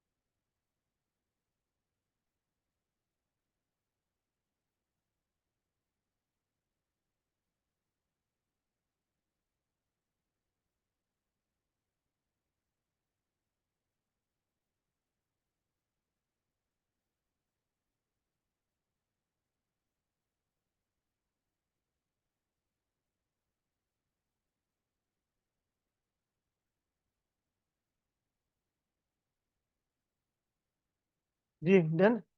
अच्छा अब आ जाए आर। जी आर के ऊपर क्या लिखा है बेटा? स्क्वायर। इधर देखिएगा, आर में दो चीजें हैं, एक है रिकैलकुलेशन, और इसके बारे में मैं भी कुछ लिखना चाहता हूँ, और दूसरा है आपके पास reperformance, there is a difference. अच्छा एक काम करते हैं, मैं आपको ना एग्जांपल से बताता हूँ और आप मुझे बताना कौन सा ज्यादा बेहतर है। एक्सक्यूज मी, लेकिन ऑडिटर दोनों करेगा, ऑडिटर की मर्जी है भाई। इधर सुनो, रिकैलकुलेशन री परफॉर्मेंस। एक्सक्यूज मी, कोई एक डॉक्यूमेंट लेकर आते हैं, जैसे मिसाल के तौर पे ट्रायल बैलेंस। क्या लेकर आए? आपने मुझसे पूछा, अच्छा आपको अकाउंटिंग साइकिल याद है ना? अकाउंटिंग साइकिल पता है? जहन में अकाउंटिंग साइकिल, पहले एंट्री बनती है, फिर डे बुक्स बनती है, हाँ डे बुक से लेजर्स बनता है, लेजर से ट्रायल बैलेंस बनता है। क्या बनता है? आपने मुझे बोला आर एस भाई ट्रायल बैलेंस दो, मैंने आपको दिया ट्रायल बैलेंस, मैंने ये लो। इधर देखो, आपने क्या किया, आपने कैलकुलेटर उठाया, इधर देखिएगा, आपने कैलकुलेटर उठाया, डेबिट क्रेडिट, सही है। ट्रायल बैलेंस का टोटल आ रहा था 160, इधर आ रहा था 160, सही है। ये ट्रायल बैलेंस है, आपने ट्रायल बैलेंस लिया, कैलकुलेटर उठाया और डेबिट का टोटल किया, क्रेडिट का टोटल किया। ये जो तुम कर रहे हो ये क्या है? ये रिकैलकुलेशन है। रिकैलकुलेशन का मतलब होता है कोई फिगर ऑलरेडी कैलकुलेटेड है, प्लस माइनस मल्टीप्लाई डिवाइड, तुम उसको क्या कर रहे हो? Case to. रीपरफॉर्मेंस सुनिएगा, आपने मुझे बोला सर हारिस ट्रायल बैलेंस है, मैंने कहा ये लो ट्रायल बैलेंस, आपने उठा के साइड पर रख दिया। फिर आपने बोला भाईजान एक काम करें, सारे सोर्स डॉक्यूमेंट्स दो, मतलब double entry, day books, ledgers, ये वो। मैंने आपको ये इतने सारे मटेरियल दिया। अब आपने क्या किया? फिर आपने बोला भाईजान एक रफ पेज दो, आपने खुद ट्रायल बैलेंस बनाया, खुद, और मेरे बनाए हुए ट्रायल बैलेंस से कंपेयर किया, टैली किया। इसको क्या बोलेंगे? परफॉर्मेंस का मतलब पता है क्या है? क्या ऑडिटर वही काम खुद परफॉर्म करता है जो मैनेजमेंट ने किया है, तुम खुद परफॉर्म करके चेक करते हो, ठीक है। तुम खुद परफॉर्म करके चेक करते हो और फिर मैनेजमेंट के काम से क्या करते हो, आप इसको कंपैरिजन करते हो, उसको क्या बोलते हैं? री परफॉर्मेंस। अब एक सवाल, कौन सा ज्यादा अच्छा है? री परफॉर्मेंस, लेकिन उसमें टाइम ज्यादा लगेगा। ऑडिटर का काम है शक करना, अगर आपको एक डॉक्यूमेंट पे शक कम है तो रिकैलकुलेट कर लो, जहां शक ज्यादा है फिर तुम्हारी मर्जी, कोई रोक टोक नहीं है। एक छोटा सा सवाल पूछूंगा, जवाब देना। एक्चुअल जो कॉन्सेप्ट है वो कहाँ चेक होता है, रिकैलकुलेशन या री परफॉर्मेंस में? कॉन्सेप्ट कॉन्सेप्ट कहाँ चेक होता है? री परफॉर्मेंस में। कैसे? मैं आपको एक मिसाल देता हूँ, इधर देखिएगा, इधर देखें, कॉपी वॉपी नहीं करना, बहुत सिंपल एग्जांपल है। एक मशीन है, उसकी कॉस्ट है ₹100। कितनी है? Residual value zero. Residual value कितनी है? जीरो। और उसकी जो लाइफ है वो है 4 साल। कितनी है? 4 साल। तो आप मुझे एक बात बताओ, डेप्रिसिएशन कितना आएगा? 100 माइनस 0 डिवाइडेड बाय 4 कितना आ जाएगा? 25। और अगर मैं कॉस्ट है 100 और डेप्रिसिएशन है 25 और 75 रुपए की नेटबुक वैल्यू आ जाएगी। यस और नो? जी, यहाँ तक क्लियर है? अच्छा, अब ध्यान से सुनना। क्लाइंट कंपनी ने एसओएफपी बनाई है, बैलेंस शीट बनाई है, यहाँ देखिएगा, एक्सक्यूज मी, और उसमें आ रहा है कॉस्ट थी आपके पास 100 और डेप्रिसिएशन थी आपके पास 20 और आ रहा है ये 80 नेटबुक वैल्यू। हाँ या ना? सही है? एक मिनट, यहाँ तक सही है? आपने उठाया कैलकुलेशन, क्या उठाया आपने? कैलकुलेटर में से 100 रुपए में से 20 माइनस किया, 80 आया। जवाब तो सही आया ना? लेकिन कॉन्सेप्ट गलत लगा बेटा। 4 साल की लाइफ में तो ये होना चाहिए। तो कॉन्सेप्ट चेक करने के लिए तुमको क्या करना चाहिए? री क्या करना चाहिए? री परफॉर्मेंस। देखो, अगर देखो ये गलत फिगर है, ये गलत, एक्चुअल सही फिगर तो ये वाली है ना।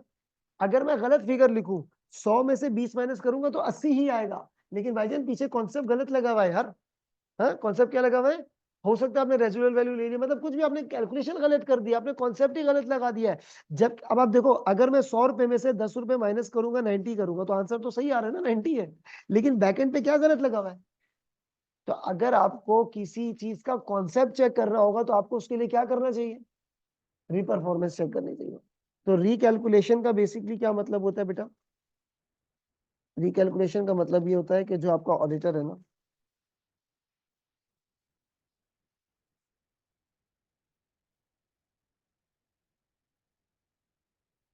चेकिंग द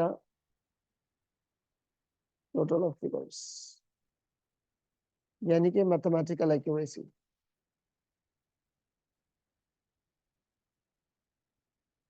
ठीक है, यार ये टोटल का मतलब बेसिकली क्या? प्लस मल्टीप्लाई माइनस डिवाइड, ये चीजें चेक हो रही हैं। और री परफॉर्मेंस ऑडिटर क्या करते हैं जरा बताइएगा? Auditor performs the same work which had been perform by the management and then उसको आप मैनेजमेंट के काम से क्या करते हो बताइएगा? कंपेयर करते हो। तो लिखिएगा ऑडिटर परफॉर्म्स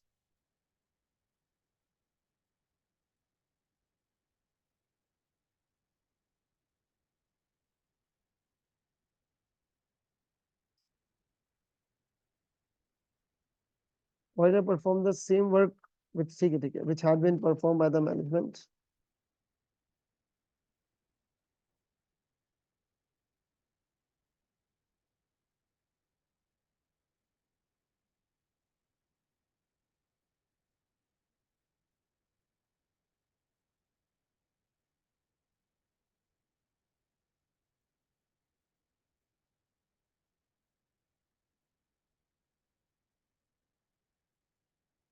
और ओ का मतलब होता है, एक्सक्यूज मी, ओ का मतलब होता है ऑब्जर्वेशन। ओ का मतलब क्या होता है? एक्सक्यूज मी, एक मिनट वेट कीजिएगा। ओ का मतलब क्या होता है? ऑब्जर्वेशन। कायरो, ओ का मतलब, यार आप किसी भी जगह पे जाओ, इंटेंशनली या unintentionally you are suppose to look around the environment, yes और नो? अच्छा, वहां पे एसी लगा हुई है, वो हम लोग देखते रहते हैं ना चीजें, इट्स कॉल्ड ऑब्जर्वेशन। लेकिन ऑडिट के कंटेक्स्ट में you have to do it intentionally. आप आएंगे एक्सक्यूज मी कंपनी में, आप ऑब्जर्व करेंगे, अच्छा फाइनेंस वाले वहां बैठे हैं, अच्छा कैमरा यहाँ लगा हुआ है, ऐसा सिक्योरिटी सिस्टम, ये आप क्या करो आंखों से ऑब्जर्वेशन करें। तो ये आपका एक प्रोसीजर है। तो यानी कि you are trying to say sir कि आपने करने observation of the system,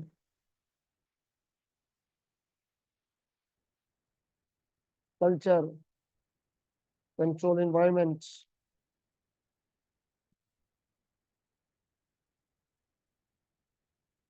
whatever जो भी है।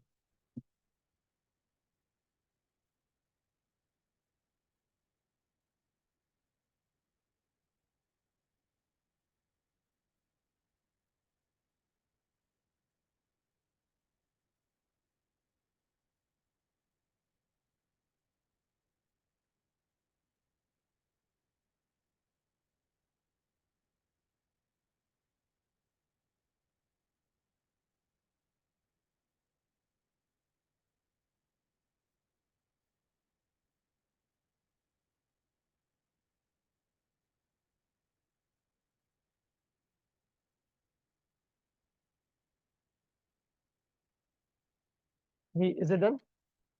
कायरो, एक्सक्यूज मी, थोड़ा सा रिपीट करते हैं। सी फॉर, जल्दी चेक कीजिएगा। C for confirmation means external. A for analytical procedure, मतलब कंपैरिजन करके कोई एबनॉर्मल डिफरेंस को इन्वेस्टिगेट करना। I3, I for inquiry, inspection of asset, inspection of documents. R2 recalculation और ओ फॉर ऑब्जर्वेशन। यहाँ तक क्लियर है?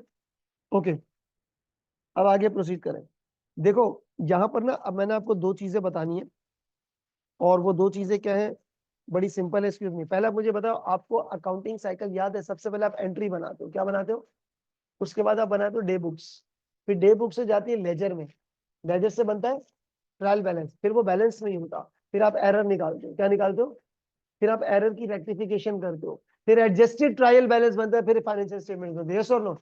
जिस तरीके से अकाउंटिंग साइकिल है, उसी तरीके से बेटा आपके पास ये है। ये क्या है? सुनो, अज्यूम करो, क्या आपका ऑडिट ऑडिट का आज पहला दिन है, क्या डायरेक्टली फाइनेंस डायरेक्टर को बोलोगे ला भाई बैलेंस शीट दिखा? The answer is no. Audit की अपनी क्या है, एक साइकिल है। देखो सबसे पहला पॉइंट,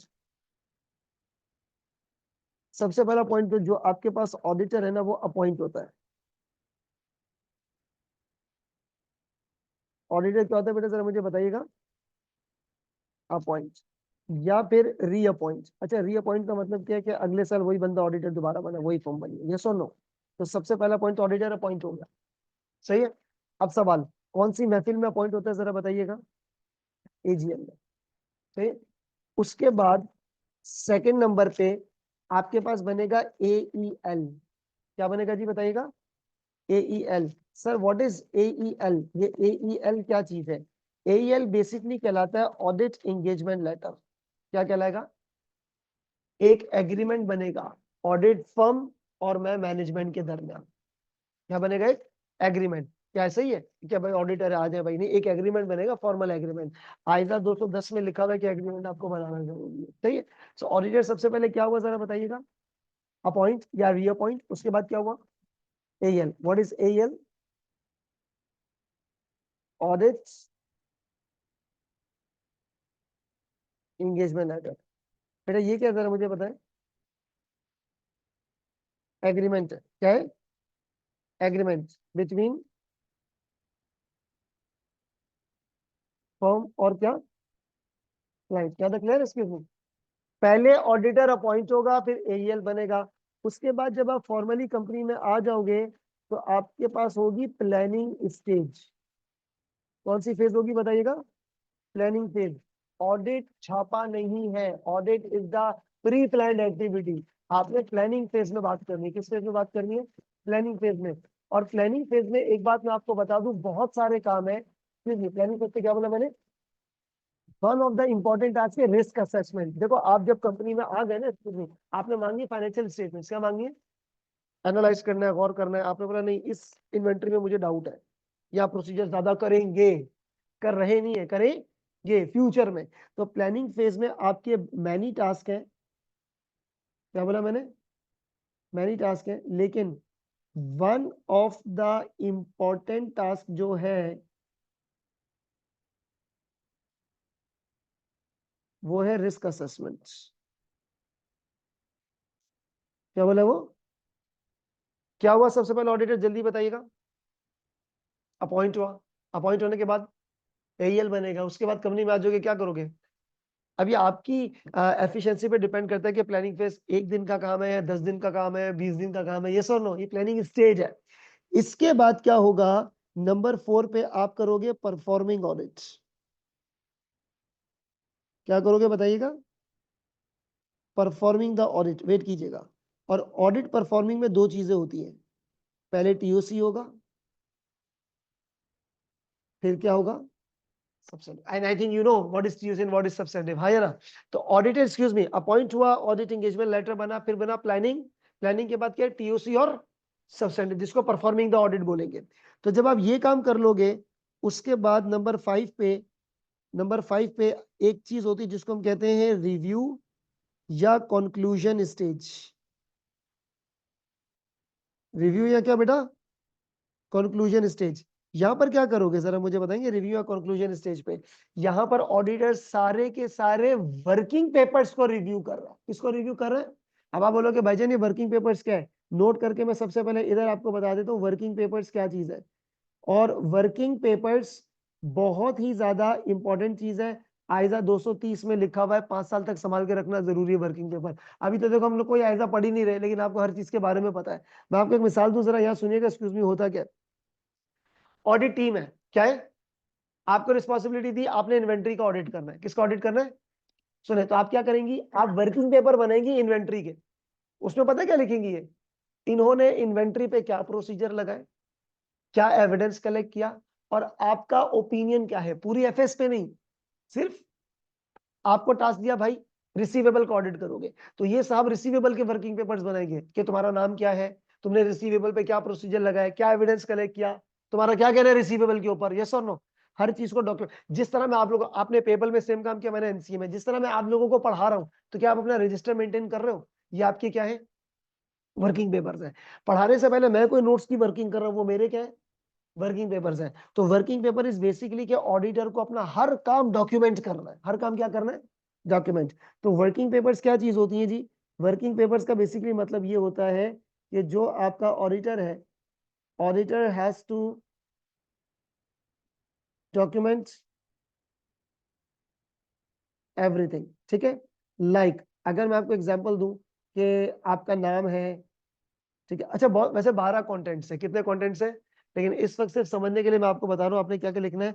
अपना नाम लिखना है, आपने लिखना है कि आपने क्या प्रोसीजर्स लगाए, क्या एविडेंस आपने कलेक्ट किया, ठीक है, क्या आपका क्या हुआ कंक्लूजन। अब एक सवाल, एक्सक्यूज मी, इधर आ जाओ रिव्यू फेज पे। रिव्यू फेज पे देखो, रिव्यू फेज बोल दो या क्या बोल दो, या फिर कंप्लीशन स्टेज भी क्या देते हैं इसको। सारे वर्किंग पेपर्स लाके टेबल पे रख दिए, इन्वेंट्री के वर्किंग पेपर चेक किए जा रहे हैं, रिसीवेबल के, पेबल के, इसके उसके, हम सारे वर्किंग पेपर्स को रिव्यू कर रहे हैं, क्या कर रहे हैं, और फिर टोटल फाइनेंशियल स्टेटमेंट के ऊपर ओपिनियन देना। यानी कि रिव्यू स्टेज ऐसी है, आप यूं समझ लें, 3 घंटे का आपका पेपर है, 15 मिनट पहले आपका कंप्लीट हो गया, तो आप क्या करो, पूरा अपना पेपर रिव्यू कर रहे हो, या मैंने क्वेश्चन नंबर 1 कर लिया, अच्छा 2 कर लिया, अच्छा 2 में ये बात सही लिखी, इस तरह की चीज है। तो यानी कि review stage is the finalisation stage, क्या होगा, तो यहाँ पे क्या हो रहा है, रिव्यू हो रहा है किस चीज का, रिव्यू ऑफ ऑल द, जी बेटा, review of what, all the, और फिर उसके बाद आप एक्सप्रेस कर दोगे ऑडिट ओपिनियन, यानी कि आपने ऑडिट रिपोर्ट इशू करनी है, और इस रिपोर्ट में आपका क्या होगा जरा बताइएगा बेटा, ओपिनियन। यहाँ तक बात समझ में आई है। तो सबसे पहले ना ऑडिट साइकिल ध्यान में रखें। इधर सुने, मुझे एक दो चीज और बतानी है, फिर क्लास वाइंड अप होगी। तो ऑडिटर क्या हुआ, सबसे पहले जल्दी बोलिएगा, अपॉइंट हुआ, फिर एईएल एंगेजमेंट लेटर बना, फिर उसके बाद प्लानिंग किया, प्लानिंग के बाद टीओसी सब्सटेंटिव, उसके बाद review and then audit report. जहन में है ये चीज, इधर ही रुकिएगा, इधर ही रुकिएगा। सारे स्टूडेंट्स को मैं अब जरा ना आपकी वो पहली क्लास में ना मैंने आपको एक ग्रिड बताई थी, क्या बताई थी, ये चेक कर लो जरा, बी वाली ग्रेड, ये क्या लिखा, audit framework regular professional ethics है ना। इधर तुम पढ़ लोगे ऑडिटर की अपॉइंटमेंट, एंगेजमेंट लेटर, ये वो कहानियां सारी, ये क्या लिखा हुआ है, ये कहानी कौन सी है, प्लानिंग फेज की। प्लानिंग के बाद क्या होता है, TOC substantive, audit evidence and controls, TOC and substantive, आई बात समझ में है। फिर उसके बाद क्या होता है, कंक्लूजन, यानी कि वो रिव्यू, और ये क्या है, ये है आपके पास ऑडिट। ठीक है, अगर आप इसको किताब में स्प्लिट कर लो, तो किताब में इंटरनल कंट्रोल के 2 चैप्टर्स हैं, रिप्लानिंग एंड रिस्क असेसमेंट का 1 चैप्टर है, इतना डिटेल। ऑडिट एविडेंस यानी कि सब्सटेंटिव के कोई 4-5 चैप्टर्स दिए हुए किताब में, आई बात समझ में, इनका एक ही चैप्टर दिया हुआ है, तो इस तरह 15 चैप्टर तोड़ेंगे किताब, बात समझ में आई है। तो this is not basically the audit cycle. ये ग्रिड समझ में आ गई आपको, क्या चीज है जो मैंने बताई, ये पहली क्लास में आप नहीं समझ सकते थे, अब आप आ जाएंगे और उससे उठा के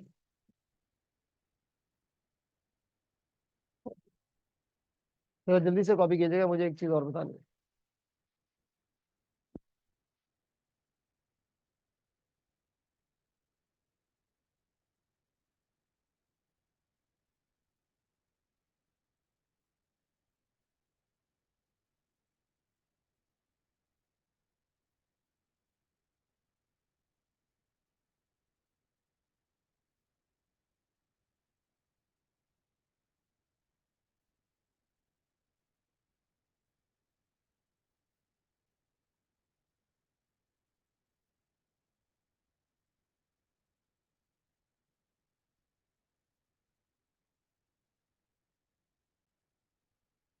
जी देन ओके। अच्छा एंड देन आपने क्या एक्सप्रेस करना है बेटा? ओपिनियन। ये लिख दिया वर्किंग पेपर्स आप लोगों ने? जी वर्किंग पेपर्स लिख लिया आप लोगों ने? ठीक है। अब दो चीज आपको और बतानी है। और देखिए ऑडिटर को जो है ना बहुत सारा काम ऐसे करना है कि जैसे, बल्कि नोट करके पहले लिख लो, ये ऑडिटर है। Auditor should not believe on anything. Should not what? Believe. उसको क्या करना है? वेरीफाई। मतलब अगर मैं आपको एग्जांपल दूं, इधर सुनिएगा। मैं एक लाइन लिख रहा हूं, कोई भी चीजों पे आपने यकीन नहीं करना है। मैं एक लाइन लिख रहा हूं, don't trust. Don't trust, cast doubt. Cast what? Doubt. और उस डाउट की बेसिस पे आपने चीजों को क्या करना है जी? वेरीफाई करना है। Now how to verify? Excuse me, आपने मेरे से पूछा भाईजान ये प्रोडक्ट कितने की है देखिएगा, मैंने कहा 3,000। डोंट ट्रस्ट मान लोगे? क्या करोगे? नहीं शक करोगे? क्या शक आएगा? हो सकता है 3,000 की नहीं हो, यस और नो। फिर आपने इसको क्या करना है? कैसे वेरीफाई करोगे? प्रोसीजर्स लगा के। क्या लगा के? प्रोसीजर्स, यानी कि इंस्पेक्शन ऑफ डॉक्यूमेंट बन जाएगा। तो don't trust, cast doubt, verify. Now the answer is that how to verify? The answer is,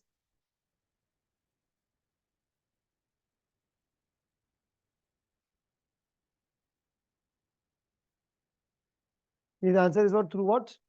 audit procedures. आई बात समझ में? यानी कि ये ऑडिट है। Excuse me, what is audit? किसी भी इंफॉर्मेशन पे भरोसा नहीं करना। क्या करना है? वेरीफाई करना है। लेकिन दरम्यान में शक करना है भाई, क्योंकि शक करने को रिस्क असेसमेंट आपका टॉपिक है। और एक आखिरी चीज मैं आपको अभी बताऊंगा, ये जरा देखिएगा, ऑडिट ओपिनियंस। मैं एक जो चीज लिख रहा हूं, ओपिनियन नहीं, ओपिनियंस। Audit opinions. ऑडिटर के ओपिनियंस क्या है? खवातीनो हजरात, ये जो ओपिनियंस है ना आपके पास, इस ओपिनियन में अभी मैं आपको यकीन करो विद इन 5 to 10 मिनट्स ये बता दूंगा। जब पढ़ने जाएंगे ना तो आपको पता है 2 क्लास से भी ज्यादा लगेगी। कितने ज्यादा? 2 क्लासेस से भी ज्यादा। तो सर ऐसा क्या है? यही तो डिटेल है, वही तो पढ़ना। भी तो हर टॉपिक का छोटा छोटा टीजर दे दिया है। अब ये देखिएगा ऑडिट ओपिनियंस क्या है, इसके बाद क्लास वाइंड अप। एक तरफ आपके पास ओपिनियन होता है जिसको आप कहते हो अनमॉडिफाइड ओपिनियन। क्या बोलोगे बताइएगा? Unmodified opinion. अब जरा सवाल पे गौर कीजिएगा, मेरे और मेरे से मेरे एक्सक्यूज मी मेरे अल्फाज पे गौर कीजिएगा। इधर देखें, अनमॉडिफाइड ओपिनियन का मतलब क्या होता है? इसका मतलब होता है बेसिकली, इसको हम लोग बोलते हैं क्लीन ओपिनियन। क्या बोला जाएगा जी बताइएगा? Clean opinion. What does it mean? इसका मतलब क्या है क्लीन ओपिनियन का? आपने मेरी फाइनेंशियल स्टेटमेंट चेक की, उसमें कोई मिस स्टेटमेंट नहीं थी। सॉरी, कोई मटेरियल मिस स्टेटमेंट नहीं थी। छोटी मोटी तो माफ करते हैं, हाँ या ना? छोटी मोटी तो आपका ओपिनियन क्या होगा? क्या क्या financial statement true and fair है या ट्रू एंड फेयर नहीं है? ट्रू एंड फेयर है। तो जब ऑडिटर ये बोलता है in my opinion financial statements are true and fair, क्या बोलेगा? तो उसको बोलते हैं अनमोडिफाइड ओपिनियन। क्या बोलेंगे? इसका मतलब ऑडिटर बोलेगा कि financial statements are what? True and fair. इस तरह के ओपिनियन को क्या बोलते हैं? Unmodified opinion. क्या बोला जाएगा? क्या बोला? इसका नाम क्या है? Unmodified opinion. या तक क्लियर? Excuse me. केस 2, ये मैंने लिखा है मॉडिफाइड ओपिनियंस। मॉडिफाइड क्या लिखा हुआ है? ओपिनियंस। अच्छा ये वाला ओपिनियन कब आता है? When there is no material misstatement in the financial statements। आया ना? व्हेन देयर इज व्हाट, क्या लिखा है बताइएगा? नो मटेरियल मिस स्टेटमेंट, यानी कि मिस स्टेटमेंट तो होती है। यहाँ तो बात क्लियर है? अच्छा जब इधर आ जाओ, मॉडिफाइड ओपिनियन नहीं, मॉडिफाइड ओपिनियंस है। अच्छा इसके अंदर ना आपके पास 3 टाइप्स है। Part A. अच्छा एक बात जरा ध्यान में रखिएगा, एक्सक्यूज मी, एक बात जरा ध्यान में रखिएगा प्लीज, कि ऑडिटर अगर कोई गलती है ना फाइनेंशियल स्टेटमेंट्स में, तो ऐसा नहीं आप डायरेक्ट मॉडिफाइड ओपिनियन दे दोगे कि एफएस ठीक नहीं है। आप पहले मैनेजमेंट से वो गलती ठीक करने की रिक्वेस्ट करोगे। मैनेजमेंट ठीक नहीं करेगी तो फिर आप क्या एक्सप्रेस कर दोगे? मॉडिफाइड। अच्छा मैं मिसाल दे रहा हूँ, कॉपी बाद में। पार्ट ए के अंदर मैं लिख रहा हूँ जी क्वालिफाइड ओपिनियन। क्या लिख रहा हूँ जरा बताइएगा? Qualified opinion. क्या मतलब हुआ जी इस बात का? अज्यूम करते हैं इन्वेंट्री खराब है, इन्वेंट्री की जो कैलकुलेशन है ना इनकम स्टेटमेंट बैलेंस शीट में, वो मैंने गलत लिखी है। आपने मुझे कई बार बोला हारिस भाई इन्वेंट्री की कैलकुलेशन ठीक कर लो, IAS 2 के मुताबिक नहीं है। मैं ठीक नहीं कर रहा, मैं ठीक, तो आप पता है क्या बोलोगे, अच्छा बाकी सब कुछ ठीक है। तो आप फाइनेंशियल स्टेटमेंट्स में लिखोगे इन आवर ओपिनियन, यानी कि इन my opinion except for inventory financial statement true and fair. तो आप मुझे एक बात बताओ, क्या आपने पूरी की पूरी फाइनेंशियल स्टेटमेंट्स को यहाँ पे गंदा कर दिया, खराब कर दिया है? नहीं, सिर्फ किस किस चीज को आपने हाईलाइट किया है? इन्वेंट्री को। कोई एक दो चीज को जब आप बोलते हैं ना यस फाइनेंशियल स्टेटमेंट में सब कुछ सही है सिवाय इन एक दो चीजों के, तो उसको हम लोग क्या बोलते हैं? Qualified opinion. इस वक्त ये मत पूछेगा ये ओपिनियन कब देंगे, ये ओपिनियन होता है, कब देंगे अगर बताने जाऊंगा ना तो 1 घंटा निकल जाएगा उसमें। क्वालिफाइड ओपिनियन क्या होता है कि ऑडिटर क्या बोलता है, जरा बताइएगा, except for whatever financial statements are, क्या लिखा हुआ है? True and fair. Number two, number two है आपके पास एडवर्स ओपिनियन। नंबर टू क्या जी बताइएगा, what is adverse opinion? Inventory खराब थी, रिसीवेबल खराब थे, NCA खराब था, गुडविल सही नहीं लिखी हुई, सेल ओवर स्टेटेड थी, बहुत कुछ मसले, मसला नहीं था मसले थे, तो आपने बोल दिया financial statements are not true and fair. तो उस ओपिनियन का नाम मॉडिफाइड के अंदर क्या रखा हुआ है? एडवर्स। एडवर्स का मतलब क्या है जी? Financial statements are not true and fair, है ना? कौन सा ज्यादा खतरनाक है इन दोनों में से, क्वालिफाइड या एडवर्स? एडवर्स, है ना? क्वालिफाइड खतरनाक है लेकिन एडवर्स, अब तीसरा तो इससे भी ज्यादा खतरनाक है, इसका नाम क्या है? क्या नाम, क्या बेटा पढ़िएगा? Disclaimer opinion. इस डिस्क्लेमर ओपिनियन ये सबसे ज्यादा खतरनाक है। मतलब इसकी मिसाल ये ले लो कि अगर ये वाला ओपिनियन आएगा तो शेयर प्राइस 5 रुपए से कम हो जाएगी, ये आएगा तो 10 रुपए से, ये आएगा तो 25 रुपए से भी कम हो सकती है। इतना ज्यादा डिस्क्लेमर ओपिनियन खराब है। डिस्क्लेमर का मतलब ये होता है ऑडिटर ये लिखेगा मेरे ओपिनियन के मुताबिक कोई ओपिनियन ही नहीं, यानी कि मैं माइक पकड़ के आपके पास आया, मैंने बोला बेटा व्हाट्स योर कमेंट, आपने क्या बोला? No comments. इसका मतलब पता है कितना गहरा मतलब है? इसका मतलब financial statement true and fair है? पता नहीं। क्या नॉट ट्रू एंड फेयर है? पता नहीं। यानी कि ये फाइनेंशियल स्टेटमेंट्स है, आपने 3 महीने ऑडिट किया, मैं आपसे पूछ रहा हूँ बेटा FS ठीक है, आपने बोला पता नहीं। मैं आपसे पूछ रहा हूँ बेटा FS खराब है, आपने बोला पता नहीं। 3 महीने ऑडिटर ने ऑडिट किया और एंड में क्या ओपिनियन दे रहे हैं? पता ही नहीं। इसका मतलब पता ही क्या है? इसका मतलब ये है कि मैनेजमेंट ने आपको सबूत नहीं दिए। क्या नहीं दिए? ठोस सबूत नहीं दिए। अच्छा, सबूत का मतलब ये नहीं कि नो एविडेंस, सबूत का मतलब होता है lack of sufficient and appropriate evidence. Sufficient और अप्रोप्रिएट का मतलब जरा सुनिएगा, इधर सुने, सफिशिएंट और अप्रोप्रिएट। आपने मुझसे पूछा भाईजान ये प्रॉपर्टी किसकी है, मैंने कहा मेरी है। दो ऑप्शन है आपके सामने, प्रॉपर्टी डॉक्यूमेंट देखोगे हाँ या नहीं, ओरिजिनल फोटोकॉपी, जल्दी जवाब दो। ओरिजिनल, मैं आपको फोटोकॉपी दिखा रहा हूँ, क्या दिखा रहा हूँ? वो भी तस्वीर खींची हुई है, आधी ब्लर है, क्या ये एविडेंस मानने वाला है? आपने बोला नहीं। दूसरा, आपने बोला सर किससे खरीदी, मैंने बोला आदिल नाम के एक बंदे से खरीदी। आपने मुझे आदिल से कंफर्मेशन करनी है, मैंने कहा मैं फोन नंबर दे रहा हूँ, कॉल पे बात कर लो। कॉल पे बात करना ज्यादा मुनासिब है राइटिंग में? जी, कॉल पे बात करना ज्यादा अप्रोप्रिएट है या राइटिंग में? एविडेंस, वर्बल एविडेंस ज्यादा होता है या रिटर्न एविडेंस? रिटर्न। मैं आपको रिटर्न का एक्सेस ही नहीं दे रहा। आपने बोला इन्वेंट्री कहाँ है, मैंने बोला फलानी जगह पड़ी है। आपने बोला मुझे विजिट करके काउंटिंग करनी है, मैंने बोला छोड़ो छोड़ो, ऑनलाइन कनेक्ट करा देता हूँ, देख लेना। क्या पता ऑनलाइन कनेक्ट में आपको हैदराबाद में अपने किसी दोस्त के गोदाम का विजिट करा रहा हूँ, यस और नो? पॉइंट में भी पॉसिबल। यानी कि सबूत है लेकिन सेटिस्फैक्टरी सबूत नहीं है। क्या नहीं है? सफिशिएंट और अप्रोप्रिएट सबूत नहीं है। तो आपने बोला सर हारिस आपकी टोपी ड्रामे खत्म नहीं हो रहे, हम 2 महीने से एविडेंस मांग रहे हैं, आपकी तरफ से कोई एविडेंस है ही नहीं जो दिल को लगे, जिसके ऊपर मैं ओपिनियन दूं, यस और नो? भाई लिहाजा कोई ओपिनियन। तो जब ऑडिटर डिस्क्लेमर ओपिनियन मार्केट में रिलीज करेगा, किसका इमेज खराब होगा? ऑडिटर का, कंपनी का? कंपनी का। इसका मतलब ऑडिटर ने ऑडिट किया, सबूत मांगने जा रहे हो तुम और मैं टोपी ड्रामे दिए जा रहा हूँ, आपको सबूत नहीं दे रहा, तो एट देन आपने क्या बोलना है? नॉट एक्सप्रेसिंग एनी ओपिनियन, ना सही है ना गलत है। यहाँ पर मुझे पता ही नहीं है, तो यहाँ पर ऑडिटर क्या कर रहा है बेटा? ऑडिटर इज नॉट एक्सप्रेसिंग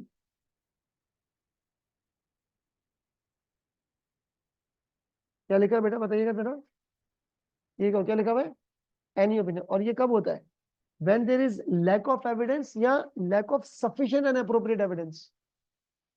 जी बताइएगा, lack of evidence या lack of sufficient and appropriate evidence? ये देखो, बल्कि एक काम करना, यहाँ लिख भी देना।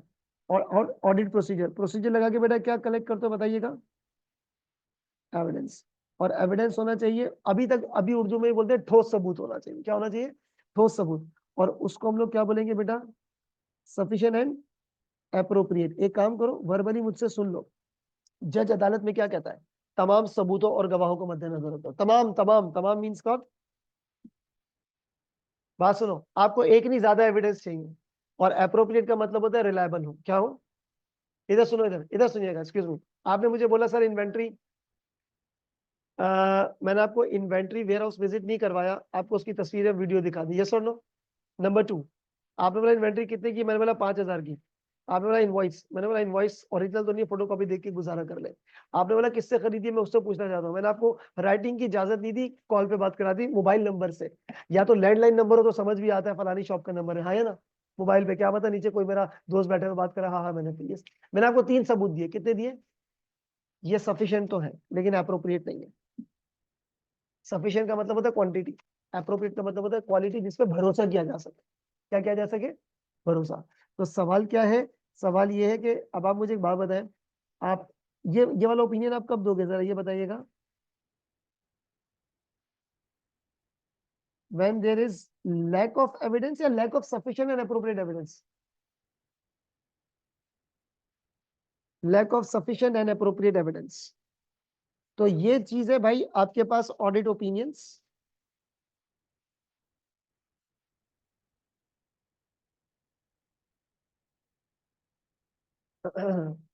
कॉपी कीजिएगा जरा प्लीज।